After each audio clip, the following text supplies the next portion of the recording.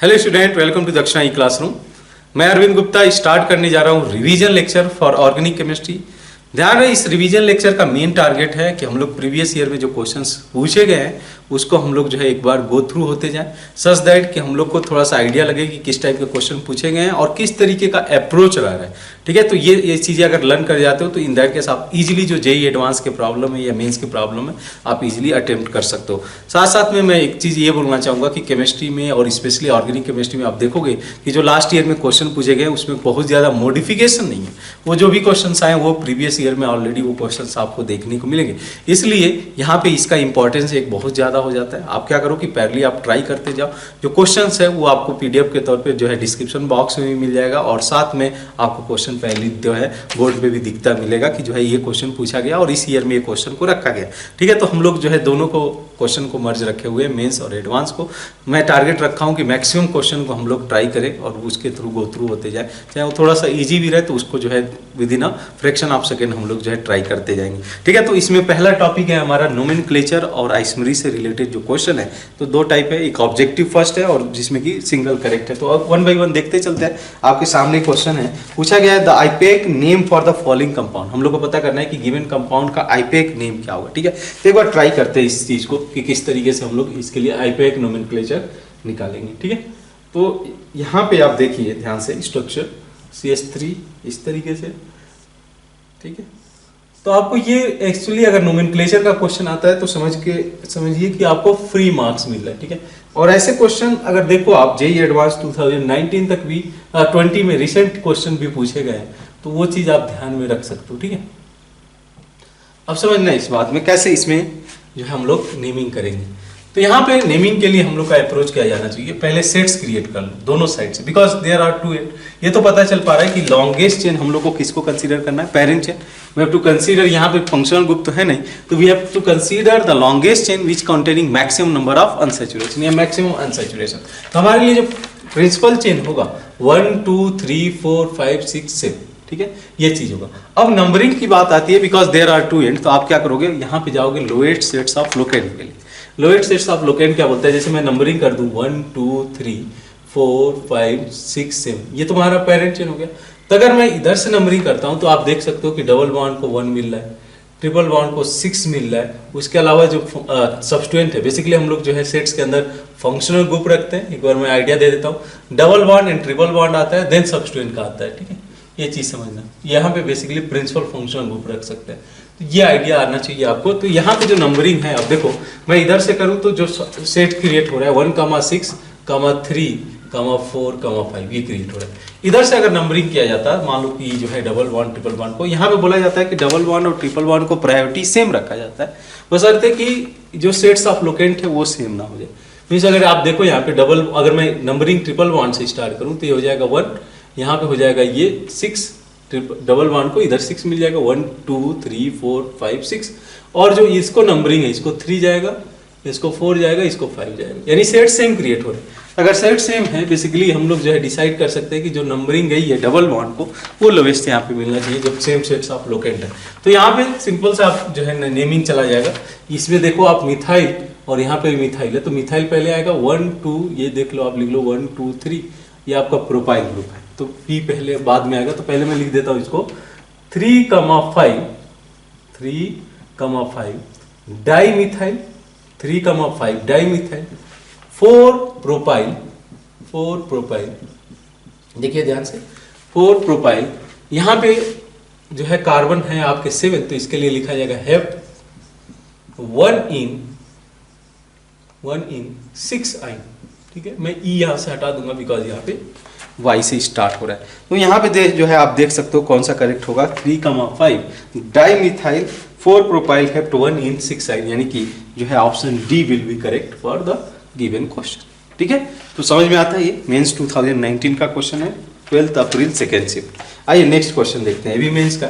तो यहाँ पे ये कंपाउंड हमारे सामने, ठीक है, तो पहले आप ट्राई करते जाओ, आपके सामने क्वेश्चन है, तो इससे ये होगा कि आप जो है एक बार देखते जाओगे कि किस टाइप के क्वेश्चन पूछे गए। तो ये रिसेंट क्वेश्चन है, 2019 मेंस का है, बट ये 9 अप्रैल शिफ्ट 1 का क्वेश्चन है। पूछा गया कि IUPAC name for the following compound. तो यहाँ पे कैसे नंबरिंग जाएगी, तो ये भी सब्सटेंट है, ये भी सब्सटेंट है, ये भी सब्सटेंट है, कोई यहाँ पे प्रिंसिपल फंक्शनल ग्रुप नहीं है, बिकॉज मिथाइल हो गया, क्लोरो हो गया, नाइट्रो हो गया, they are the all the substituent, तो सब्सटेंट की तरह ऑलवेज ट्रीट किए जाते हैं। तो यहाँ पे नंबरिंग यहाँ से स्टार्ट करोगे सच दैट कि lowest sets of locant create कर पाओ।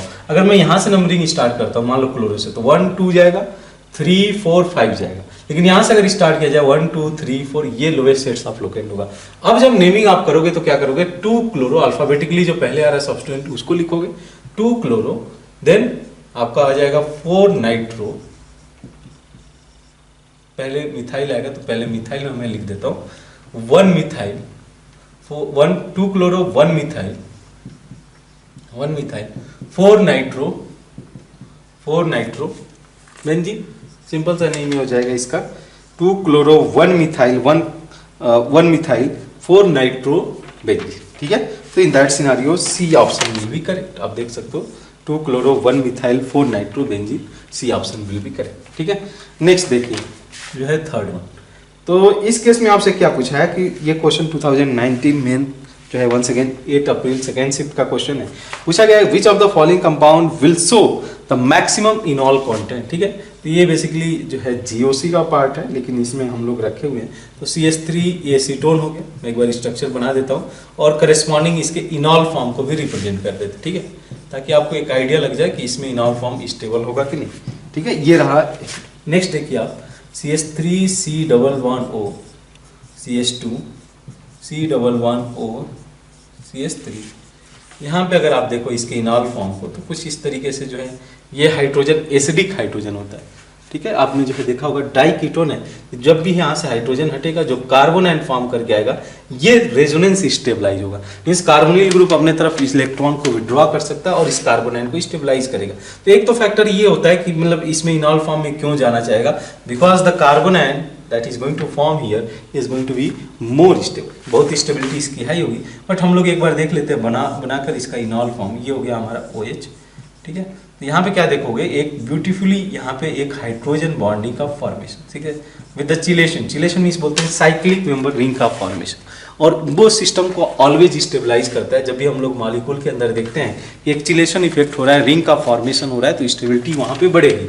ठीक है, तो यहाँ पे रिलेटिवली तो मैं ये बोल सकता हूँ such effect is not present in the case of acetone, but in the case of this one acetyl acetone इसको पढ़ा जाता है कई जगहों पे, एसिटाइल एसीटोन पढ़ोगे और बाद में जब इसमें कोऑर्डिनेशन कंपाउंड में जाओगे तो इससे जो एनायन फॉर्म करके आता है जो कि एज लिगेंड की तरह काम करेगा, चिलेटिंग लिगेंड की तरह काम करेगा, तो इसको बोला जाता है एसिटाइल एसीटोन। ठीक है, तो नेम वो भी आप जो है ध्यान में रखना, ऐसे इसका नेम पढ़ा जाएगा क्योंकि एसीटोन होता है CH3COCH3 और यहाँ पे एक एसिटाइल ग्रुप हाइड्रोजन को रिप्लेस कर दिया है, तो इसका नेमिंग जाता है एसिटाइल एसीटोन, याद रहेगा ना।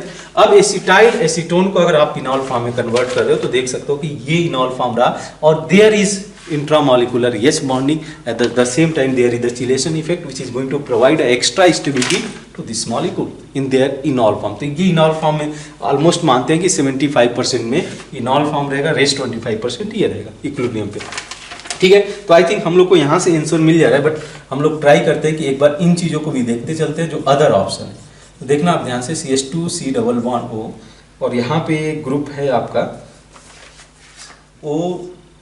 C2H5, तो यहाँ पे इफेक्ट थोड़ा सा कम हो जाएगा, अच्छा खासा कम हो जाएगा, क्योंकि देखो आप इसमें क्या इफेक्ट देखने को मिलेगा कि OCH3 ये ऑक्सीजन यहाँ पे +M ग्रुप है, तो जो CO का -M इफेक्ट है ना उसको डिक्रीज कर देगा। अब चूंकि क्या होता है कि हम लोग जब भी ये रिएक्शन कराते हैं, मतलब इनोलाइजेशन अगर होता है तो पहले ये कार्बोनाइन फॉर्म करता है, तो कार्बोनाइन की जो स्टेबिलिटी है बहुत ज़्यादा इंपॉर्टेंस रखता है कि कार्बोनाइन कितना ज़्यादा स्टेबल है उतना ये फॉरवर्ड डायरेक्शन में रिएक्शन फिजिबल होगा।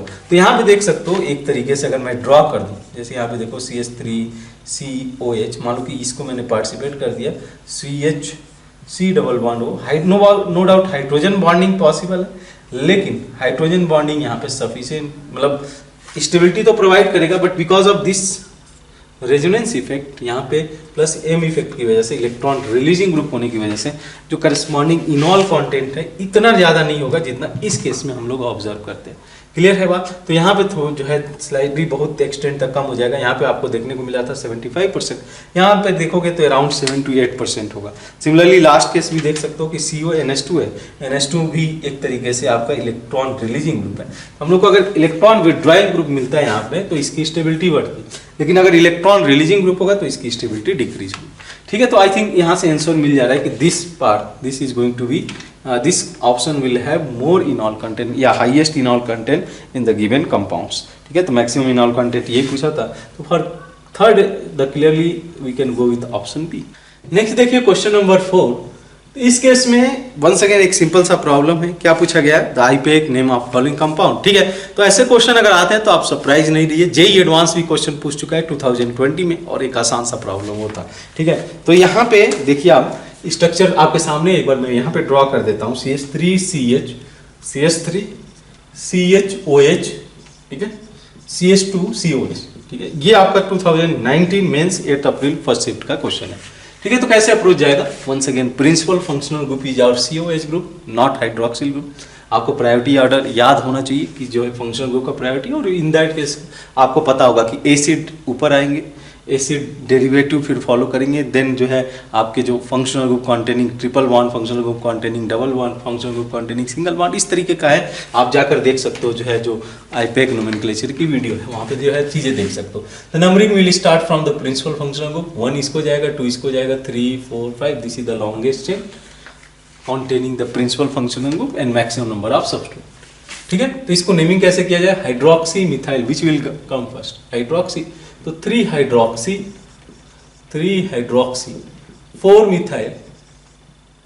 4 मिथाइल पेंटेनोइक एसिड।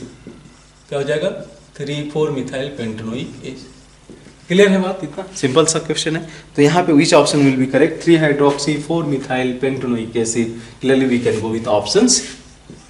बात समझ में आती है? C option will be correct. अब मूव करते हैं क्वेश्चन नंबर 5 के ऊपर। ठीक है, अभी हम लोग का जेईई मेंस ही चल रहा है। 2019 में अच्छा खासा वेटेज था इस पर्टिकुलर टॉपिक का। तो यहाँ पे देखिए आप क्वेश्चन के अंदर क्या है, तो ये है CH3, the IUPAC nomenclature once again, ये आपका जनवरी 2nd शिफ्ट का है। ठीक है, तो ये रहा आपका क्वेश्चन। ठीक है, देखो आप ध्यान से, क्या पूछा गया है कि आईपीएक नोमेनक्लेचर ऑफ दिस कंपाउंड।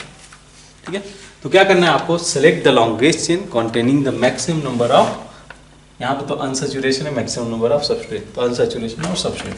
अब नंबरिंग किधर से किया जाएगा? सच दैट कि इस डबल बॉन्ड को जो है लोकेंड मिले, तो 1 जाएगा इसको, 2 जाएगा इसको, 3 4 5, इस तरीके से नेमिंग जाएगा। अब देखो आप जो सब्सटेंट है इसको पहले नेमिंग करो। ब्रोमो पहले आएगा तो 4 ब्रोमो 3 मिथाइल आपका हो जाएगा ये पेन 2 इन। सही जा रहे हैं हम लोग? पेन 2, यही नेमिंग हो जाएगा। 4 bromo 3 methyl pent 2 yne. Clearly we can go with option D. देख सकते हो, option D will be correct. Next देखते हैं क्वेश्चन नंबर 6। ठीक है, ये भी आपका क्वेश्चन है 2016 मेंस में पूछा गया है। तो इसमें देखिए क्या क्वेश्चन है, देखिए आप ध्यान से। तो ये रहा आपका HCl HOH। ठीक है, क्वेश्चन आपके सामने है, स्ट्रक्चर दिया हुआ है। हम लोग को पता करना है absolute configuration. What will be the absolute configuration? देखा जाए तो अब देखो ऐसे देखा जाए, इसमें 1 मैं इस कार्बन के अलावा कॉन्फ़िगरेशन निकालना चाह रहा हूँ। CIP रूल हम लोग को पता है, वेल नोन रूल पता है 1। अच्छा 2 किसको जाएगा, 2 किसको जाएगा? ध्यान से देखना, इस कार्बन के साथ क्लोरीन जुड़ा हुआ है और इस कार्बन के साथ ऑक्सीजन जुड़ा हुआ है। किसको प्रायोरिटी जाएगा? ऑब्वियसली क्लोरीन का जो है एटॉमिक मास ज़्यादा होता है, या एटॉमिक नंबर बोल दो ज़्यादा होगा, तो इसको 2 जाएगा। आप गलती कर सकते हो, इसको जो है ऑक्सीजन वाले को दे सकते हो। ध्यान रखना कि सम रूल वैलिड नहीं है, ना तो वो नोमेनक्लेचर में वैलिड है, ना तो इसमें जब CIP रूल हम लोग लगाते हैं तभी जो सम रूल है वो नहीं वैलिड। हम लोग को जो है सेट्स देखना पड़ेगा। तो कार्बन के साथ डायरेक्टली क्लोरीन जुड़ा होगा, कार्बन के साथ ऑक्सीजन जुड़ा होगा। अब जिसमें जो है ज़्यादा एटॉमिक नंबर वाला जुड़ा होगा उसी को कंसिडर किया जाएगा प्रायोरिटी बेसिस पे। तो 1 तो गया इसको ऑक्सीजन को, 2 इसको गया, 3 इसको जाएगा। ठीक है, तो ये गलती आप कर सकते हो, 1 2 3 ऐसे जा रहा है। अब चूंकि ये R बन रहा है, ठीक है, R ऐसे ही बना तो R बन रहा है, लेकिन चूंकि हाइड्रोजन हॉरिजॉन्टल लाइन पे है तो इस केस में जो कॉन्फ़िगरेशन होगा ये S हो जाएगा। क्लियर है बात। अच्छा इसके अलावा देखा जाए तो 1 इसको जाएगा, 2 इसको जाएगा, 3 इसको जाएगा, इसमें तो कोई दिक्कत ही नहीं है। ये बना रहा है एस, और जो है हम लोग को पता है अगर एस कॉन्फ़िगरेशन है और हाइड्रोजन हॉरिजॉन्टल पे तो हम लोग को जस्ट रिवर्स कर देना, ठीक है। तो ये आर कॉन्फ़िगरेशन और एस कॉन्फ़िगरेशन, तो सिमिलरली बोला जा सकता है ये क्या नेमिंग हो जाएगा, 2s में सेकेंड कार्बन को रिप्रेजेंट कर रहा है, 2s और 3f ये कॉन्फ़िगरेशन आएगा, ठीक है। क्वेश्चन नंबर 6 ये रहा। क्वेश्चन नंबर 7 देखिए, इन क्वेश्चन नंबर 7 बोला गया है कि the IUPAC nomenclature, once again IUPAC nomenclature, ये जेईई एडवांस 2009 का प्रॉब्लम है, आपके सामने है क्वेश्चन। इस केस में आपको जो है जस्ट नोमेनक्लेचर इसका बता देना है, OHCN, ठीक है। अब हम लोग को पता है कि इसमें प्रिंसिपल फंक्शनल ग्रुप कौन सा है, which is the principal functional group, CN is the principal functional group, तो इसको आप 1 दे दो। अब ध्यान रहे कि इसके अलावा जितने भी फंक्शनल ग्रुप होंगे उसको एज अ नेमिंग के लिए सब्स्टिट्यूएंट की तरह ट्रीट किया जाएगा, ठीक है। यानी कि OH की प्रायोरिटी सेम होगी, BR की प्रायोरिटी सेम होगी।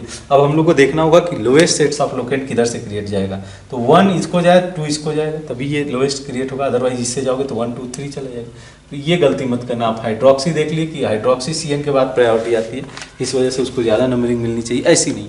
जब आपने एक प्रिंसिपल फंक्शनल ग्रुप डिसाइड कर दिया तो rest functional group will be treated like a substituent. Bromo को तो ऑलरेडी हम लोग हमेशा सब्स्टिट्यूएंट की तरह ट्रीट करेंगे, but here OH group is also going to be our substituent. तो कैसे नेमिंग चला जाएगा इसका, 2 bromo 5 hydroxy, 2 bromo 5 hydroxy benzene, या तो आप लिख सकते हो बेंजीन कार्बो नाइट्राइल, ठीक है, कार्बोनाइट्राइल हो सकता है, तो यही हम लोग को, ठीक है। या इसी की जगह पे लिखा जा सकता है बेंजीन कार्बोनाइट्राइल की जगह पे लिखा जा सकता है बेंजोनाइट्राइल। पहले भी बताया गया था कि जब हम लोग टॉल्विन लेते हैं और टॉल्विन से जब एक वैलेंसी फ्री होगी तो इसको पढ़ा जाएगा क्या, बेंजाइल, ठीक है। 2 वैलेंसी फ्री होगी तो इसको पढ़ा जाएगा, अगर मान लो कि 2 वैलेंसी फ्री हो जाती है, ठीक है। तो अगर 2 वैलेंसी फ्री हो गई, मान लो कि आपने CH3 से 2 हाइड्रोजन हटा दिए, इस वाले हाइड्रोजन को हटा दिया, तो इसको मैंने बोला था कि पढ़ा जाएगा बेंजल, जैसे हो गया बेंजाल्डिहाइड। अगर तीनों के तीनों हाइड्रोजन आपने हटा दिए, इस वाले फंक्शन ग्रुप से तीनों हाइड्रोजन हट गए, तो इसको पढ़ा जाएगा बेंजो, तो बेंजाइल, बेंजल, बेंजो ये चीज़ है, तो इसका पढ़ा जाएगा बेंजो नाइट्राइल, ठीक है। या आप पढ़ सकते हो benzene carbonitrile, both are correct, ठीक है। तो यहाँ पे हम लोग को दिया हुआ है बेंजो नाइट्राइल, यानी कि 2 bromo 5 hydroxy benzo nitrile for the question number 7, B option will be correct. Next देखते हैं क्वेश्चन नंबर 8। तो इसमें आपसे पूछा गया है कि the number of stereo isomers obtain by the bromination of trans 2 butene, ठीक है। तो इसको मैं थोड़ा सा ड्रॉ कर दूं ट्रांस 2 ब्यूटीन के लिए, ये रहा CH3, ठीक है, हाइड्रोजन इधर, ये हो गया हमारा ट्रांस ब्यूटीन, क्लियर है बात। अब इसमें आप ब्रोमिनेशन करा रहे हो, जब आप ब्रोमिनेशन करा रहे हो, bromination in the presence of H- कराओगे, तब देखो ब्रोमिनेशन कराने के बाद यहाँ पे तो कोई चेंजेस नहीं होगा, यहाँ पे ट्रांस के ट्रांस कॉन्फ़िगरेशन रहेगा, बट यहाँ पे अगर ब्रोमिनेशन कराओ तो ये ग्रुप यहाँ पे आ जाएगा CH2B। अब यहाँ पे पूछा गया था कि total number of stereo isomers कितना होगा, तब देखो लोग क्या कोई नया स्टीरियो सेंटर जनरेट हुआ है क्या, नहीं, और जो स्टीरियो सेंटर ऑलरेडी प्रेजेंट था उसमें कुछ मॉडिफिकेशन हुआ है, नहीं हुआ है।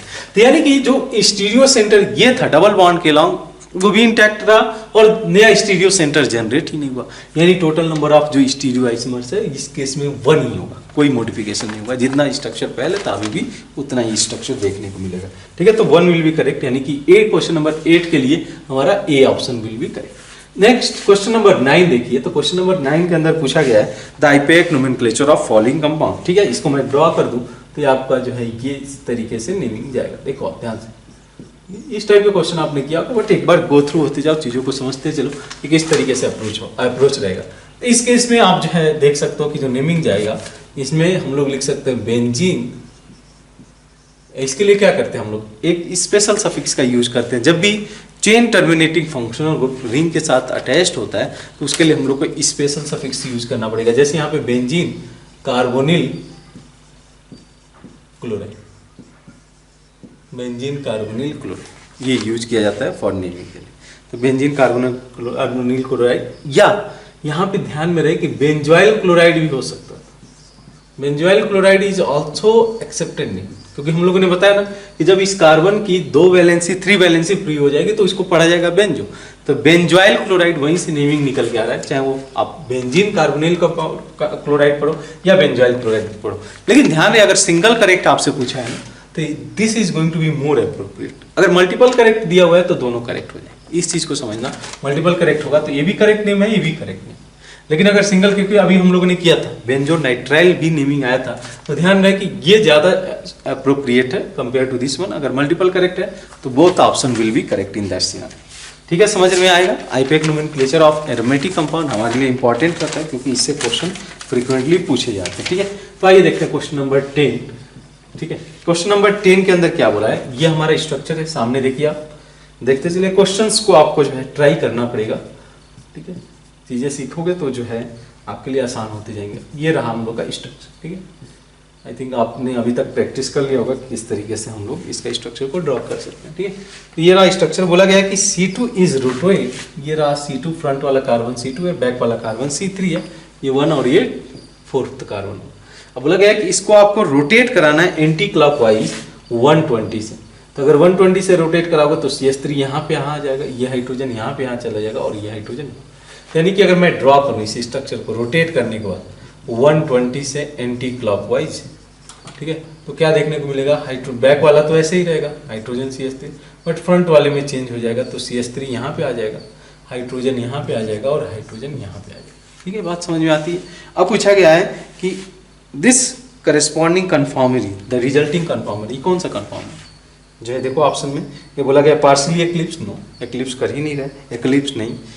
गॉज स्टैगर्ड, गॉज फॉर्म ज़्यादा suitable, this is the gauche form. तो जो है इस केस में आपका C answer will be correct. और क्वेश्चन नंबर 10 11 देखिए, ये तो आसान सा प्रॉब्लम है बट इसको इंक्लूड कर लेते हैं, फटाफट कर लेते हैं। विच of the following compound exhibit stereo isomerase, यानी कि या तो कायरल सेंटर प्रेजेंट हो या ज्योमेट्रिकल सेंटर प्रेजेंट हो। आपको पता होगा कि कहाँ कहाँ पे ज्योमेट्रिकल सेंटर हो सकता है, कहाँ कहाँ पे जो है कायरल सेंटर हो, कहाँ कहाँ पे ये हमारा सेंटर हो सकता है क्या ज्योमेट्रिकल सेंटर, और कहाँ पे ऑप्टिकल सेंटर हो सकता है। अगर दोनों सेंटर पता है तो आप आइडिया लगा सकते हो कि ये कंपाउंड स्टीरियो आइसोमरेज एग्जिबिट करेगा या नहीं करेगा। तो आइए देखते हैं, इसमें पहला दिया हुआ है 2-मिथाइल ब्यूट 2-मिथाइल ब्यूट 1। क्या इसमें देखा जा सकता है क्या, नहीं, ज्योमेट्रिकल सेंटर तो नहीं दिखाएगा, ये 2 हाइड्रोजन हो और कायरल सेंटर है नहीं, तो ये नहीं दिखा सकता है। सिमिलरली नेक्स्ट देखो 3-मिथाइल ब्यूट 1। ठीक है, ये रहा ब्यूट 1 1 2 3 मिथाइल। क्लियर, यहाँ पे भी कोई कायरल सेंटर नहीं, ये भी नहीं दिखा सकता है। ठीक है, नेक्स्ट आप देखिए, नेक्स्ट के केस में मेंशन किया गया है जो है 3-मिथाइल ब्यूटनोइक एसिड, 3-मिथाइल ब्यूटनोइक एसिड। तो ये हो गया ब्यूटनोइक एसिड 3-मिथाइल, नो कायरल, नया कायरल सेंटर नहीं जनरेट होगा, ये भी नहीं दिखा सकता। तो लास्ट ऑप्शन मोस्ट प्रोबेबली दिखा दे आपका, तो 2-मिथाइल ब्यूटनोइक एसिड। तो यहाँ पे एक कायरल सेंटर प्रेजेंट, तो कायरल सेंटर प्रेजेंट है तो इसके लंग R और S कॉन्फ़िगरेशन देखा जा सकता है। तो clearly for question number 11 D option will be correct. Next देखते हैं क्वेश्चन नंबर 12। इसमें पूछा गया है कि the number of isomers for the compound with molecular formula C2Br ठीक है। अब इसमें अगर आप ड्यू कैलकुलेट करते हो तो ड्यू 1। अब ड्यू 1 के लिए पॉसिबिलिटी क्या हो सकती है, या तो इसके अंदर 1 रिंग हो सकता है या 1 पाई बॉन्ड हो सकता है, ये 2 पॉसिबिलिटीज है। लेकिन चूंकि 2 ही कार्बन है तो 2 कार्बन के साथ तो आप रिंग नहीं बना सकते, this is not going to be our option. अब यहाँ पे पाई बॉन्ड के साथ कंसीडर करते हैं, तो पाई बॉन्ड कार्बन यहाँ रहा, अब यहाँ पे चेंजेस करते जाओ, तो फ्लोरीन, क्लोरीन, ब्रोमीन, आयोडीन। ठीक है, एक अब यहाँ पे फ्लोरीन क्लोरीन आपने रखा, इधर ब्रोमीन आयोडीन। मैं क्या करता हूँ, स्लाइट मॉडिफिकेशन इसमें करता हूँ, आयोडीन को इधर रख देता हूँ, ब्रोमीन को इधर, फ्लोरीन क्लोरीन। ठीक है, एक बार ड्रॉ करके देख लो, जब भी नंबर ऑफ आइसोमर्स की बात हो ड्रॉ कर लेना थोड़ा सा बेहतर होता है। अभी हम लोग जो है थ्योरी लेक्चर में आप देखोगे कैसे जो है हम लोग अप्रोच करेंगे कि जब नंबर ऑफ आइसोमर्स जब पूछा जाएगा तो कैसे अप्रोच रहेगा। ठीक है, तो फ्लोरीन क्लोरीन ब्रोमीन आयोडीन, यहाँ पे फ्लोरीन क्लोरीन ब्रोमीन आयोडीन हो गया। ठीक है, थोड़ा सा मॉडिफिकेशन करें इसमें, तो यहाँ पे मैं रख देता हूँ फ्लोरीन और ब्रोमीन को, और इधर क्लोरीन और आयोडीन रख दिया जाए। ठीक है, अब इसका जो है थोड़ा यहाँ पे मॉडिफिकेशन करके देखो, आयोडीन आप चाहो तो इसका EZ कॉन्फ़िगरेशन भी कैलकुलेट कर सकते हो। ठीक है। अब ये तो रहा ये स्ट्रक्चर, इसके बाद थोड़ा और मॉडिफिकेशन किया जाए तो इसमें कार्बन कार्बन फ्लोरीन और आयोडीन का कॉम्बिनेशन इस साइड में रखते हैं। यहाँ रहा ब्रोमीन और ब्रोमीन के साथ ये रहा आपका क्लोरीन। थोड़ा सा मॉडिफिकेशन कर दो, क्लोरीन यहाँ पे, ब्रोमीन यहाँ पे, फ्लोरीन यहाँ पे, आयोडीन यहाँ पे। ठीक है, ये स्ट्रक्चर आप देख लो 1 2 3 4 5 6 टोटल 6 स्ट्रक्चर आते हैं। ठीक है, 6 नंबर ऑफ आइसोमर्स यहाँ पे प्रेजेंट है। आइसोमर्स में हम लोग को स्टीरियो आइसोमर्स भी इंक्लूड करना होगा। ये रहा क्वेश्चन नंबर 12। 13 देखिए, 13 में पूछा गया है कि विच of the following compound will exhibit geometrical isomers. तो ये 1 बाय 1 स्ट्रक्चर बनाते जाओ। 1 फिनाइल ब्यूटून, 1 फिनाइल, ये ब्यूटून हो गया, 1 फिनाइल ये हो गया। ठीक है, तो यहाँ पे केस सिंपल सा है, इस डबल बॉन्ड के अलाउंग, क्योंकि यहाँ पे हाइड्रोजन होगा तो ये दोनों ग्रुप्स डिफरेंट है, वैसे ही हाइड्रोजन और ये ग्रुप हो गया तो दोनों ग्रुप डिफर कर रहे हैं। तो यहाँ पे डबल बॉन्ड के अलाउंग सिस ट्रांस हम लोग देख सकते हैं, यानी कि ये ज्योमेट्रिकल आइसोमरीज शो कर सकता है। क्वेश्चन नंबर 13 के केस में ये option will be correct. Question number 14 देखें हम लोग। In question number 14, the optically active tartaric acid is named as the D tartaric acid because it has the positive. अब देखो इस केस में अगर हम लोग कंसीडर करें डी टार्ट्रिक एसिड, ठीक है, हमारा ये टार्ट्रिक एसिड है OH, यहाँ पे आ जाएगा COOH HOH, इसका एक्चुअली ये मेसोफॉर्म है। ठीक है, मेसोफॉर्म है ये। तो बोला गया कि the optically active tartaric acid, optically active ये हो सकता है OH में इधर रख दो या ऊपर वाले में चेंजेस करते हैं H, किसी को भी आप चेंज कर दो, इसके 3 आइसोमर्स बेसिकली आएंगे। ठीक है, तो इस केस में आपका क्या मेंशन किया गया, the optically active tartaric acid is name is the D plus, ठीक है, टार्ट्रिक एसिड। दोनों का डिफरेंट मीनिंग है, यहाँ पे समझ लोगे तो प्रॉब्लम नहीं होगी। डी का अलग मीनिंग है और पॉजिटिव का अलग मीनिंग है। तो यहाँ पे जो है because it has the positive optical rotation, तो ऑप्टिकल रोटेशन पॉजिटिव है, इस वजह से यहाँ पे पॉजिटिव चाहिए। तो ये डी क्या दिखा रहा है, डी क्यों यूज किया गया है, तो it is derive from the D plus glycerol है। तो यहाँ पे हम लोग क्या देखते हैं कि जो ये वाला कार्बन है यहाँ पे OH राइट हैंड साइड में, ठीक है, चाहे इधर कंसीडर करो या इस पे भी कंसीडर करोगे। तो अगर मैं इसमें देखूं 1 2 3 तो यहाँ से भी नंबरिंग में OH ग्रुप राइट साइड ही रहेगा। तो बेसिकली क्या है कि ये डी रिप्रेजेंट करता है बेस्ड ऑन ग्लिसरॉल्डिहाइड मॉलिक्यूल जो हम लोग कंसीडर करते हैं, CHO, यहाँ पे HOH और यहाँ पे CH2OH। ठीक है, तो यहाँ पे OH राइट हैंड साइड में और राइट हैंड साइड में, तो इस वजह से इसको भी हम लोग D प्लस ग्लिसरॉल्डिहाइड बोलते हैं, बिकॉज ये डेक्स्ट्रो होता है और डेक्स्ट्रो की बेसिस पे इसको D बोला जाता है। बट D ये जरूरी नहीं हर केस में हम लोग जो है डेक्स्ट्रो ही देखें। ठीक है, ये डी का मीनिंग अलग था, हम लोगों ने एक रेफरेंस मॉलिक्यूल लिया, वो आपने जो है थ्योरी पार्ट में आपने देखा होगा। ठीक है, कि कैसे इसको डी मेंशन किया जा रहा है या एल मेंशन किया जा रहा है, वो अलग पार्ट है। ठीक है, तो यहाँ पे जो है कौन सा ऑप्शन करेक्ट हो जाएगा, सी विल बी करेक्ट। ठीक है, तो ये रहा क्वेश्चन नंबर 14। 15 की बात कर लें। क्वेश्चन नंबर 15 में मेंशन किया गया कि how many optically active stereo isomer is possible for butane 2,3 diol CH3 CHOH butane 2,3 diol है, ध्यान रहे CHOH CH3। तो यहाँ पे 1 2 ये हो गया।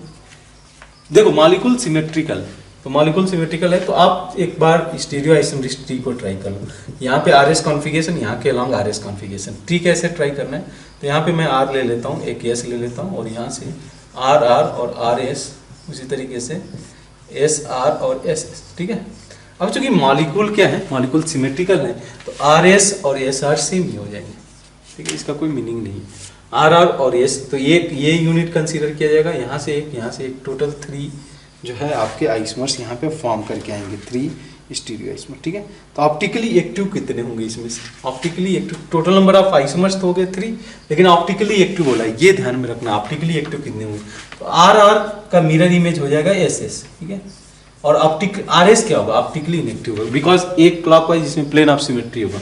ये जो मॉलिक्यूल आप कंसीडर करोगे HOH, ठीक है, यहाँ पे CH3, यहाँ पे CH3, तो इसके अंदर तो प्लेन ऑफ सिमेट्री होगा, ऑप्टिकली इनएक्टिव होगा। हमसे पूछा है कि how many optically active stereo isomers are possible, clearly we can go with 2, यानी कि B option will be correct for question number 15। Question number 16 देखें तो one of the straightforward question है। क्या पूछा गया है कि isomers which can be interconverted through the rotation around the single bond. ये सिंपल सा क्वेश्चन है। हम लोग स्टीरियो आइसोमर्स को 2 पार्ट में डिवाइड करते हैं, जो है एक तो इंटर कन्वर्टिबल और एक नॉन इंटर कन्वर्टिबल। एक को हम लोग बोलते हैं कन्फॉर्मेशनल आइसोमर्स और एक को बोलते हैं कन्फिगेशनल आइसोमर। तो 16 के केस में हम लोग को सोचना नहीं है। जो कन्फॉर्मर होते हैं आपस में एक दूसरे से इंटर कन्वर्टिबल होते हैं, क्योंकि यहाँ पे एनर्जी का जो गैप है ज़्यादा नहीं होता है। तो वहाँ पे आप जो है देख सकते हो कि जो 16 है इसमें हम लोग ये ऑप्शन को करेक्ट कर सकते हैं। ठीक है, then the enolic form of acetone contain. ठीक है, इस टाइप के क्वेश्चन हम मेडिकल में आ रहे हैं, बट यहाँ पे चूंकि आए हुए हैं तो क्वेश्चन एक बार देखते चलते हैं। तो इनॉलिक फॉर्म की बात करें कीटोन के इनॉलिक फॉर्म, तो यहाँ पे OH आ जाएगा, यहाँ पे CH2 आ जाएगा। तो अब क्या करना है, हम लोग को कंसीडर करना है number of sigma bond and number of pi bond. ठीक है, तो सिग्मा बॉन्ड कितने हो जाएंगे, 1 2 3 4 और यहाँ से 3 आ जाएंगे, तो 4 + 3 7। ठीक है, 1 2 3 4 + 3 7 8 9 सिग्मा बॉन्ड, और पाई बॉन्ड कितना दिख रहा है, 1 पाई बॉन्ड है, यहाँ सोचना नहीं है। और लोन पेयर कितने हैं, तो ऑक्सीजन पे 2 लोन पेयर ऑफ इलेक्ट्रॉन होंगे, तो 2 लोन पेयर ऑफ इलेक्ट्रॉन। ठीक है, तो विच option will be correct, A option will be correct for question number 17। Question number 18 देखिए, ये भी अच्छा प्रॉब्लम है और इस टाइप में थोड़ा सा मॉडिफिकेशन करके क्वेश्चन पूछे जा रहे हैं। क्या पूछा गया है कि number of isomers of C6H14। ठीक है, तो इसमें तो अप्रोच आपको बताया गया होगा स्ट्रक्चरल आइसोटोप में कि इसका आप ड्यू कैलकुलेट करो। ड्यू कितना आएगा, C6H14 के केस में ड्यू आएगा इसका 0। ठीक है, यही आएगा, अब कंसीडर करना। तो सबसे लॉन्गेस्ट चेन में कंसीडर करूं तो एक आइसोमर से आएगा 1 2 3 4 5 6। थोड़ा सा इसको ब्रेक करते हैं, 1 2 3 4 5। कार्बन को यहाँ पे रख सकते हो, एक कार्बन को, या एक कार्बन को आप बीच वाले पे रख सकते हो। देख लेना कि कोई नया कायरल सेंटर जनरेट हो रहा है क्या। नंबर ऑफ आइसोमर्स पूछा गया है यहाँ पे। ठीक है, तो यहाँ पे आई थिंक एक कायरल सेंटर जनरेट हो रहा है, इसको बीच में रखा जाए तो कोई कायरल सेंटर नहीं। अभी तक तो 4 मिल गया, थोड़े से और ब्रेक किया जाए, इसको थोड़ा और ब्रेक किया जाए C6H14 के केस को, तो ब्रेक करेंगे तो ये आएगा आपका 4 कार्बन के साथ में। ठीक है, 5 था और यहाँ पे 4 है, तो इस केस में क्या कर सकते हैं, एक मिथाइल इसको जाएगा, ठीक है, और एक मिथाइल इसको दे सकते हैं। नई चीज होगा 6 कार्बन के साथ में, और कोई पॉसिबिलिटीज है, ठीक है, एक कार्बन इसको, एक कार्बन इसको। ठीक है, तो आई थिंक इतने आइसोमर्स जनरेट होंगे, 1 2 3 4 5। अच्छा, यहाँ पे जो है नंबर ऑफ आइसोमर्स पूछा गया था C6H14 के केस में, तो अगर आप देखो तो बेसिकली ये टोटल अगर कंसीडर करें, सॉरी ये आइसोमर्स ऑप्टिकली एक्टिव नहीं होगा, यहाँ पे मैं गलती कर रहा था, क्योंकि ये भी मिथाइल ग्रुप है, ये भी मिथाइल ग्रुप है। तो टोटल आप आइसोमर्स देख सकते हो इस केस में 1 2 3 4 5, टोटल 5 आइसोमर्स आते हैं। ठीक है, यानी कि इसमें ऑप्टिकली एक्टिव नहीं है, ऑप्टिकली एक्टिव 0 कंपाउंड है। क्वेश्चन नंबर 19 देख लें हम लोग। तो क्वेश्चन नंबर 19 के अंदर पूछा गया है कि if 2 compound having same empirical formula but different molecular formula, they must है डिफरेंट परसेंटेज कंपोजिशन। नहीं, सेम होगा, अगर एम्पिरिकल फार्मूला सेम है तो परसेंटेज कंपोजिशन भी सेम होगा। Different molecular weight, yes there molecular weight will be different. तो यहाँ पे ये हम लोग बी मेंशन कर सकते हैं। ठीक है, 19 के लिए। क्वेश्चन नंबर 20 आप देखिए, तो 20 के अंदर पूछा गया कि विच of the following will have the least hindered rotation about carbon carbon. तो जिसमें लीस्ट हिंडर्ड हो, कौन कौन से कंपाउंड है, ethane, then ethylene, ethylene basically इसको आप बोलते हो इथाइलिन, एसिटिलीन, एसिटिलीन इसमें है, ठीक है, और फिर आपका है हेक्साक्लोरोइथेन, हेक्साक्लोरोइथेन, ये रहा हम लोग का हेक्साक्लोरोइथेन। किसमें फ्रीली रोटेट कर सकता है इस बॉन्ड के अलावा, इसके अलावा तो रोटेशन होगा नहीं पॉसिबल, इसके अलावा भी रोटेशन नहीं कराया जा सकता है, इस बॉन्ड के अलावा रोटेशन नहीं फिजिबल है, इसके अलावा या इसके अलावा किया जा सकता है, बट लेस सबसे कम एनर्जी किसमें चाहिए होगा, इस वाले केस में चाहिए होगा। तो clearly for question number 20 option A will be correct. Now question number 21 देखिए आप। क्वेश्चन नंबर 21 में पूछा गया था IUPAC nomenclature of the following compound. ऐसे आप जो आसान से क्वेश्चन है तो आप कर सकते हो CH CH CH3 CH3, ठीक है। तो यहाँ पे क्या करना है आपको, numbering will start from this one such that कि डबल बॉन्ड को लोवेस्ट लोकेट मिले। तो यहाँ पे इसका नेमिंग हो जाएगा 3 मिथाइल ब्यूट 1 3 मिथाइल ब्यूट 1। तो कौन सा ऑप्शन करेक्ट हो जाएगा, 3 methyl but 1 yne B option will be correct. Question number 22 भी कर लेते हैं यहाँ पे। An isomers of ethanol is, ethanol का आइसोमर्स क्या हो सकता है, इथेनॉल का फॉर्मूला लिख दो। तो 2 आइसोमर्स के लिए ऑलवेज मॉलिक्यूलर फॉर्मूला तो सेम रहेगा। तो CH3CH2OH मिथेनॉल दिया हुआ है, गलत है। डाई इथाइल ईथर दिया हुआ है, डाई इथाइल ईथर ये होगा। तो अब ऐसा कैसे कि ये आपका नहीं हो सकता है, CH2CH3 ये तो नहीं हो सकता है। देन आपका दिया हुआ है एसीटोन, एसीटोन का देखो तो आप DU1 है, तो वैसे भी इसका मॉलिक्यूलर फॉर्मूला सेम नहीं होगा। दो कंपाउंड का अगर DU सेम नहीं है तो हम लोग क्लियरली बोल सकते हैं the molecule should not have the same molecular formula, ठीक है। देन आपका जो है इस केस में दिया हुआ है अगर देखो तो डाईमिथाइल ईथर, बिल्कुल डाईमिथाइल ईथर ये हो गया, और this is going to be isomers of this one, यानी कि clearly we can go option D for the question number 22। Question number 23 देखें तो इसमें पूछा गया है compound the IUPAC nomenclature of following compound, ठीक है। तो ऐसे क्वेश्चन तो स्किप कर सकते हैं हम लोग, लेकिन एक बार देख लेते हैं। CH3 CH double bond CH2, ठीक है। कहाँ से नंबरिंग स्टार्ट होगी, डबल बॉन्ड को लोवेस्ट लोकेट मिलेगा, तो 1 2 3 4 3,3 डाईमिथाइल डाईमिथाइल ब्यूट 1 इन, ठीक है, but 1 yne. Is there any option is there, 3,3 dimethyl but 1 yne, यानी कि option C will be correct for question number 23, C will be correct. Now question number 24 आप देखिए, तो इन question number 24 बोला गया है which of the following compound will exhibit cis trans, यानी कि geometrical isomerism. Once again simple सा problem है, ब्यूटीन दिया हुआ है, 2 ब्यूटीन, बेसिकली ये हुआ 2 ब्यूटीन या ब्यूट 2 इन, दोनों का सेम कहानी है। यहाँ पे आप देख सकते हो कि GI ऑब्जर्व किया जा सकता है, तो 24 के केस में भी option A will be correct one, ठीक है। 25 क्वेश्चन नंबर 25 आप देखिए, तो क्वेश्चन नंबर 25 के केस में मेंशन किया गया the compound which is not isomeric with diethyl ether, ठीक है। तो ऐसा ही सिमिलर प्रॉब्लम अभी हम लोग ने रिसेंटली देखा कि कौन सा इसमें से आइसोमर्स नहीं होगा डाईइथाइल ईथर का। तो सिंपली आपको क्या देखना है कि मॉलिक्यूलर फॉर्मूला सेम नहीं है, ठीक है। तो N propyl methyl ether, N propyl, this will be N propyl methyl ether, ठीक है, ये होगा। उसके अलावा जो है ब्यूटेन 1-ऑल, ब्यूटेन 1-ऑल is this one, this is the butane 1-ऑल।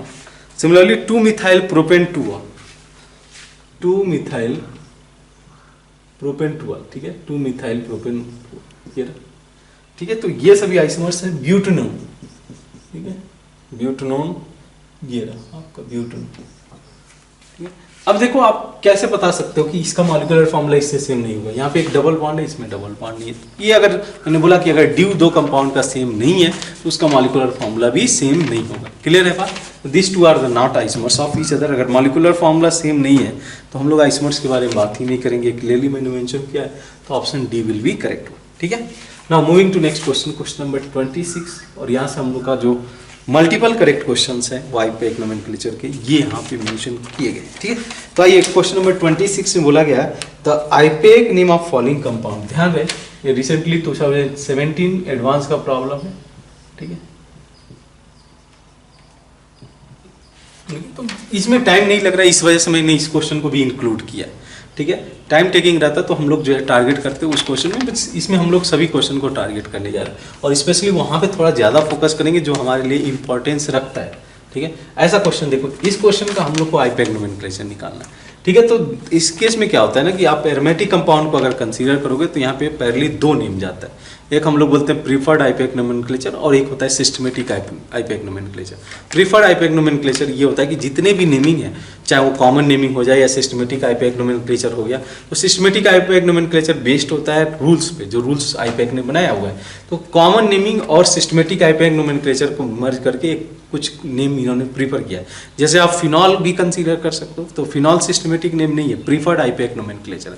तो ऐसे कई सारे कंपाउंड में देखने को मिलता है, और खासकर एरोमेटिक सिस्टम के अंदर आपको इस तरीके का जो है देखने को मिलेगा कि एक से ज़्यादा आइपेक नोमेनक्लेचर पॉसिबल है। अब इसमें क्या है कि देखो कैसे नेमिंग चला जा सकता है। इसमें अगर क्लोरीन और मिथाइल दोनों को अगर मैं एज ए सब्स्टिट्यूएंट ट्रीट करूँ तो 1 2 3 4 ये हो जाएगा 1 क्लोरो 4 मिथाइल बेंजीन, एक नेम ये चला जाएगा। अच्छा, इसके अलावा और कुछ नेम हो सकता है, बिल्कुल। यहाँ में क्या कर सकते हो कि ये जो इसको हम लोग अगर क्लोरीन हटा दें तो पूरा ग्रुप टॉल्यूइन हो जाएगा। तो ये भी कर सकते हो आप कि इसको इस तरीके से कंसीडर करो कि ये तो रहा हम लोग का टॉल्यूइन पार्ट CH3 और यहाँ पे क्लोरीन है, तो ये पूरा का पूरा एक टॉल्यूइन ग्रुप हो गया, और इसके 4th पोजीशन पे हमारा मिथाइल ग्रुप अटैच है, सॉरी क्लोरो ग्रुप अटैच है। तो इसको पढ़ा भी जा सकता है 4 क्लोरो टॉल्यूइन, ये इसकी नेमिंग हो जाएगी 4 क्लोरो टॉलविन। तो कौन कौन सा करेक्ट हो जाएगा? 4 chlorotoluene, B option is correct, and 1 chloro 4 methyl benzene, 1 chloro 4 methyl benzene, यानी कि C option will be correct. ठीक है, तो B and C will be correct for question number 26। थोड़ा सा कॉन्शियस रहना पड़ेगा जब आप जो है आईपीएक नोमेनक्लेचर ऑफ एरोमेटिक कंपाउंड करो। ठीक है, तो एक बार ग्रो थ्रू होते जाना, क्योंकि इसका जो कॉमन नेम है ना, that is also accepted in the IPAC nomenclature. Not all, but some common name like phenol is also accepted in the IPAC nomenclature. Clear है बात? ठीक है, नेक्स्ट आप देखिए, the correct combination for the isomeric alcohol with molecular formula C4H10O, D आप calculate करोगे 0 होगा। तो इस केस में आपको जो है देखना है कि जो है करेक्ट कॉम्बिनेशन कौन कौन सा है। ठीक है, तो बेसिकली देखो आप tert butanol, this is tert butanol, ठीक है, इसके मॉलिकुलर फॉर्मूला से मैच कर रहा है 2 मिथाइल प्रोपेन 2 2 मिथाइल प्रोपेन 2 ये तो हुआ। ठीक है, the correct combination name of the isomeric alcohol with molecular formula is आ। ठीक है, तो ये तो सेम स्ट्रक्चर हो गया। ठीक है, नेक्स्ट देखो आप tert butanol, this is tert butanol जो हम लोगों ने ड्रॉ किया हुआ है, साथ में दिया 1,1 1,1। ठीक है, 1,1 डाई मिथाइल एथेन मोनॉल। ठीक है, ये चीज इन्होंने मेंशन किया, ये तो गलत हो जाएगा ना, names correct combination of names for isomeric alcohol, ये तो नेम गलत हो जाएगा ना, 1 2 3, इसका नेमिंग जाएगा 2 मिथाइल। एन ब्यूटेनॉल और ब्यूटेनोनॉल, सही है, भी एन ब्यूटेनॉल हो जाएगा, या इसको पढ़ा जा सकता है 1 ब्यूटेनॉल। आइसोब्यूटाइल अल्कोहल और 2 मिथाइल ब्यूटेन प्रोपेनोनॉल, ये भी करेक्ट है। तो यानी कि इस केस में अगर देखो आप क्वेश्चन नंबर 27 के केस में A C D is correct. Basically ये नोमेनक्लेचर ये गलत है। ठीक है, तो ये आप देख लो इसमें। क्वेश्चन नंबर 28 देखें तो एक ये अच्छा सा प्रॉब्लम है। अप्रोच क्या रहेगा ये मैं थोड़ा सा आपको दिखाते चल रहा हूँ। जैसे इन्होंने स्ट्रक्चर दिया हुआ है इसको, ठीक है, और इन स्ट्रक्चर के बीच में ये रिलेशन निकालना है। तो ये इसका फिशर एक तरीके से साहर्स प्रोजेक्शन फॉर्मूला है। ठीक है, OH H यहाँ पे C, ठीक है, ये इसका फिशर प्रोजेक्शन फॉर्मूला है, सॉरी साहर्स प्रोजेक्शन फॉर्मूला है।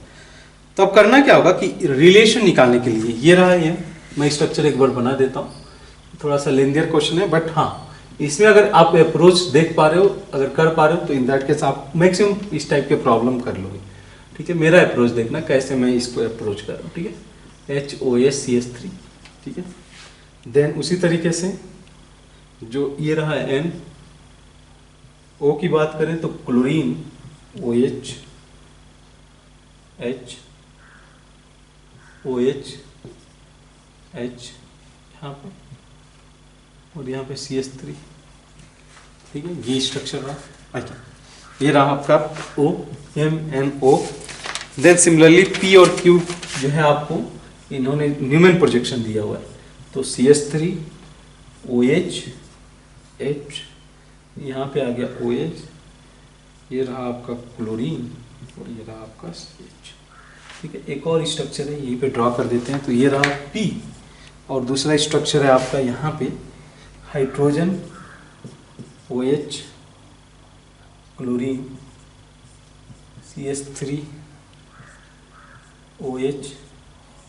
ठीक है, ये चीज, तो ये P रहा और ये Q रहा। अब इनके बीच में हम लोग को रिलेशन फाइंड आउट करना है कि MNOPQ। ठीक है, अब इसमें क्या कॉम्प्लेक्सिटी आती है कि यहाँ से विजुअलाइज करना थोड़ा सा डिफिकल्ट होता है, थोड़ा नहीं, अच्छा खासा डिफिकल्टी होगा कि अगर आप M और N में जो है रिलेशन निकालना चाहो गिवन स्ट्रक्चर के बीच में, थोड़ा सा डिफिकल्टी जाएगी। तो फिर इसके लिए हमारे पास अप्रोच क्या होना चाहिए, हम लोग क्या करते हैं, इसको फिशर प्रोजेक्शन फार्मूला में कन्वर्ट कर देते हैं, और वहाँ से हम लोग क्या करेंगे कि करस्पॉन्डिंग जो इनका एब्सोल्यूट कॉन्फिगरेशन है वो निकाल कर देख लेंगे। जैसे यहाँ पे मैं क्या करने जा रहा हूँ, इसको विजुअलाइज करने जा रहा हूँ, तो विजुअलाइज करके अगर फिशर प्रोजेक्शन फार्मूला में इसको कन्वर्ट करेंगे ना, तो ये कुछ ऐसे दिखेगा, क्लोरीन OH मेरे लेफ्ट साइड, ये हाइड्रोजन, वैसे ही OH यहाँ पे और H यहाँ पे CH3, ये हमारा फिशर प्रोजेक्शन है। ठीक है, नेक्स्ट वैसे ही देखो इस केस में अगर हम लोग जो है देखें, इसमें शायद कुछ स्ट्रक्चर में यहाँ पे गलती हुआ है। ठीक है, CH3OH। ठीक है, देखते हैं इसमें, तो अगर यहाँ पे देखिए नेक्स्ट, तो इसको कैसे लिखा जा सकता है, इसको मैं सिमिलरली लिखा सकता हूँ HOH। ठीक है, यहाँ पे CH3 यहाँ पे HOH ये रहा। इसको क्या करना होगा, इसको आप रोटेट कर दीजिए, ठीक है, रोटेट कर दीजिए यहाँ इसको।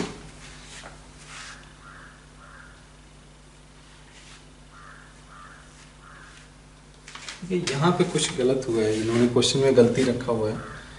ये वाला जो होगा यहाँ पे OH नहीं, यहाँ पे क्लोरीन होना चाहिए, ठीक है।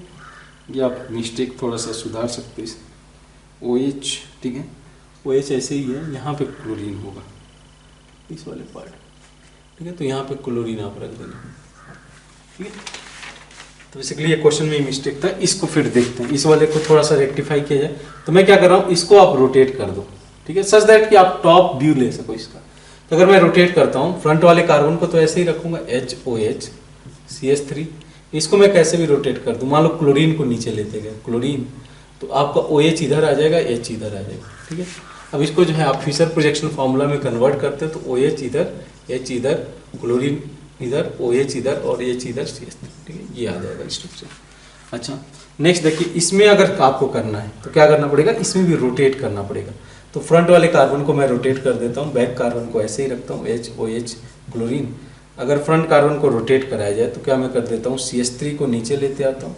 CH3 नीचे अगर जाता है तो इस केस में आपका जो है OH इधर आ जाएगा और H इधर आ जाएगा। अब यहाँ से इसको टॉप व्यू में कन्वर्ट कर सकते हो। टॉप व्यू देखोगे तो कैसे दिखेगा, तो क्लोरीन इधर हो गया, CH3 अप साइड वाला हो गया, HOH, ठीक है। सिमिलरली इसमें भी मॉडिफिकेशन करो, आप इसको रोटेट करा दो, तो रोटेट करा दोगे तो बैक वाले कार्बन को ऐसे ही रखो, OH क्लोरीन, फ्रंट वाले कार्बन को रोटेट करा दो तो CH3 इधर, CH3 इधर, OH इधर और H इधर, ठीक है। तो इसको फिशर प्रोजेक्शन फॉर्मूला में अगर आप कन्वर्ट करते हो तो क्लोरीन OH HOH CH3 ये चीज है।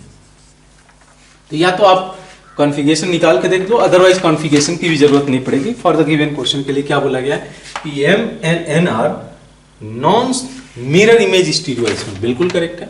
इन दोनों में दो स्टीरियो आइसोमर जो आपस में मिरर इमेज वाले रिलेशन नहीं रखते हैं, उसको हम लोग डायस्टीरियोमर बोलते हैं। तो ये बोला गया है कि MNN are non mirror image stereo isomer, बिल्कुल option A is correct, option A is correct. Then B में बोला गया कि MNO, this is the M and this is the MNO, MNO are identical, बिल्कुल this two are the identical, तो B is also correct, B is also correct. C में क्या बोला गया है कि MNP are enantiomer, MNP are enantiomer, देखो आप, हाँ बिल्कुल ये इसका मिरर इमेज हो जाएगा, ऑप्टिकली एक्टिव ए भी होगा और ऑप्टिकली एक्टिव ए भी होगा और इसी का जस्ट मिरर इमेज ही हो गया, तो C is also correct. D की बात करें तो MNQ are identical, MNQ are identical, ये तो गलत हो गया ना, इसके अलावा कॉन्फ़िगरेशन चेंज हो गया, तो डी इज इनकरेक्ट। तो इस केस में आपको 28 के केस में आंसर हो जाएगा ABC।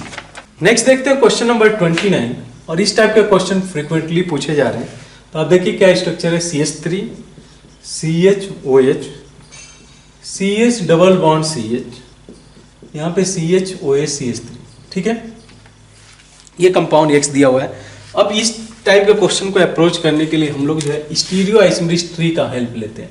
तो यहाँ पे एक कायरल सेंटर है, इसके अलावा R और S देख सकते हैं, ये डबल बॉन्ड है, EZ देखा जा सकता है, यहाँ पे ये भी कायरल सेंटर है, R और S देखा जा सकता है, ठीक है। अब ट्री में हम लोग कैसे करते हैं अप्रोच, थोड़ा सा आप ध्यान देना इस पे। इसके अलावा मैंने R बोल दिया और दूसरा S कॉन्फ़िगरेशन, ठीक है, पहला कायरल सेंटर में ले रहा हूँ। देन ट्री में कैसे बनाते जाऊंगा, R के साथ E का कॉम्बिनेशन और R के साथ Z का कॉम्बिनेशन, ठीक है। वैसे ही S के साथ E का कॉम्बिनेशन, S के साथ Z का कॉम्बिनेशन। फर्दर अगर आप ब्रेक करते हो इसको जो है तो RER हो जाएगा और RES हो जाएगा। सिमिलरली RZR हो जाएगा और RZS हो जाएगा, ठीक है। यहाँ पे अगर मैं ब्रेक करूँ इसको तो SER और SES हो जाएगा। इसको अगर देखा जाए तो RZR SZR और SZS हो जाएगा, ये चीजें। अब इसमें से देख लो मॉलिक्यूल चूंकि सिमेट्रिकल है तो कई सारे केसेस सेम होंगे। RER और RES की बात करें, देखो तो RER तो एक अलग हो गया, RES कहीं सेम होगा, आपका SER भी होगा, SER सेम हो गया। उसी तरीके से RZR तो ठीक है, RSS RZS और एक एस जेड आर होगा तो ये सेम होगा, क्योंकि अगर मैं इधर से देखूं या मॉलिक्यूल को उधर से देखूं, मॉलिक्यूल सिमेट्रिकल है तो दोनों केसेस को हटाना पड़ेगा, ये दोनों केस काउंट नहीं है। तो टोटल नंबर ऑफ आइसोमर्स की बात करें तो 1 2 3 4 5 6 स्टीरियो आइसोमर्स की बात करें तो total 6 stereo isomers are possible for compound X, यानी कि ऑप्शन ए इज करेक्ट। और ऑप्शन की बात करते हैं, the total number of diastereomer is possible for X is 3. If the stereochemistry about double bond X is trans, the number of enantiomer possible for X is 4. If the stereochemistry about the double bond is X, इस case में क्या करना है, पहले आपको देख लेना है कि इसमें से मिरर इमेज कौन कौन से। तो अगर मिरर इमेज देखा जाए तो RER का मिरर इमेज हो जाएगा SES, ठीक है, यही होगा। और उसी तरीके से RZR का जो मिरर इमेज हो जाएगा ये हो जाएगा आपका SZS हो जाएगा मिरर, ठीक है, बात समझ में आती है। उसी तरीके से अगर आप जो है देखो, जो compound mirror non mirror image वाले रिलेशन रखे हैं, ये हो गया आपका RES, ठीक है, RES, और कौन सा हो जाएगा RZS, ठीक है, ये तो आपस में मिरर इमेज रिलेशन नहीं रखे, RZS, ठीक है। तो अब केस में क्या है, आपसे पूछा गया है कि total number of diastereomer possible for compound X. Diastereomer क्या होता है, डाइस्टीमर वो होते हैं कि जो नॉन मिरर इमेज रिलेशन रखते हैं, वो स्टीरियो आइसोमर जो आपस में मिरर इमेज ना हो। तो इसको क्या होगा कि इसको हम लोग 2 काउंट करेंगे, बिल्कुल, ये मिरर इमेज को 1 यूनिट काउंट किया जाएगा, इस मिरर इमेज को 1 काउंट किया जाएगा, इसको 1 इसको 1। तो टोटल नंबर ऑफ डाइस्टीमर की बात करें, diastereomer for compound X is equal to, diastereomer for X is equal to how much, that is equal to 4। Clear बात, यानी कि बी इज इनकरेक्ट। सी की बात करें, if stereochemistry about double bond X is trans, the number of enantiomer possible for X is 4। तो अगर मान लो इसके लॉन्ग अगर आपने ट्रांस कॉन्फ़िगरेशन रखा, ट्रांस कॉन्फ़िगरेशन, तो number of enantiomer possible is 2, यही दोनों तो एनांसियोमर होंगे, तो वहां पे आंसर हो जाएगा 2, तो 4 नहीं होगा। If the stereochemistry about double bond compound is X is 6, the number of enantiomer possible for X is 2, ये सही है। यानी कि इस केस में जो आंसर होगा आपका ए और डी हो जाएगा for question number 29। Last question of today lecture, ये क्वेश्चन नंबर 30 देखते चलते हैं। बोला गया कि the correct statement about the following structure, ठीक है, स्ट्रक्चर को एक बार जो है ड्रॉ कर लेते हैं। देखिए आप ध्यान से, CH3 आपके सामने स्ट्रक्चर दिया हुआ है, CH3 C double bond O CH3, ये है स्ट्रक्चर। देन दूसरा स्ट्रक्चर ये है कार्बन OH CH3, यहाँ पे है आपका CH2 CH3, और एक और स्ट्रक्चर है जिसमें कि इस तरीके से दिया गया है कार्बन कार्बन, यहाँ पे CH3 OH CH3 CH2 CH3, ठीक है, ये चीज़। तो इसमें हम लोग को रिलेशन पता करना है कि इन दोनों में क्या रिलेशन है। तो क्या क्या है इसमें, EFG are the resonance structure, नहीं रेजोनेंस स्ट्रक्चर नहीं है बेसिकली। क्यों नहीं बोल सकते, क्योंकि ये हाइड्रोजन ने अपना पोजीशन चेंज किया है, और 2 अगर पोजीशन चेंज करते हैं अगर एटम, तो इस केस में वो रेजोनेटिंग स्ट्रक्चर नहीं होगा। EF, this is the E, this is the F, this is the G, EF are the tautomers of each other. Similarly, EG are the diastomers of each tautomers of each other. Correct है, B is correct only. C की बात करें तो FG are the geometrical isomers. F और G की बात करें, they are the geometrical isomers. बिल्कुल, the orientation has been changed. यहाँ पे orientation change किया गया, तो C is also correct. Similarly, F and G are the diastomer. F and G are बिल्कुल the stereoisomers which are non-mirror image of each other are called the diastomer. ये बस ध्यान में रखना, 2 stereoisomers के बीच में या तो एनांसियोमरिक रिलेशन हो सकता है, यानी कि मिरर इमेज वाला रिलेशनशिप हो सकता है, या नॉन मिरर इमेज वाला रिलेशनशिप हो सकता है। तो या तो एनांसियोमर्स हो सकते हैं या आपस में डायस्टोमर्स रिलेशन रख सकते हैं। तो D is also correct one. तो ठीक है, तो B C D will be correct for question number 30। तो ये आपका रहा आज के लेक्चर का नोमेनक्लेचर और आइसोमरीज के पार्ट्स, ठीक है। एक और हम लोग जो है पार्ट रखेंगे जिसमें हम लोग जो रिमेनिंग क्वेश्चन है up to 2019 JEE Advance JEE Mains also, तो उसको हम लोग जो है डिस्कशन में कंटिन्यू रखेंगे नेक्स्ट लेक्चर में। Thank you.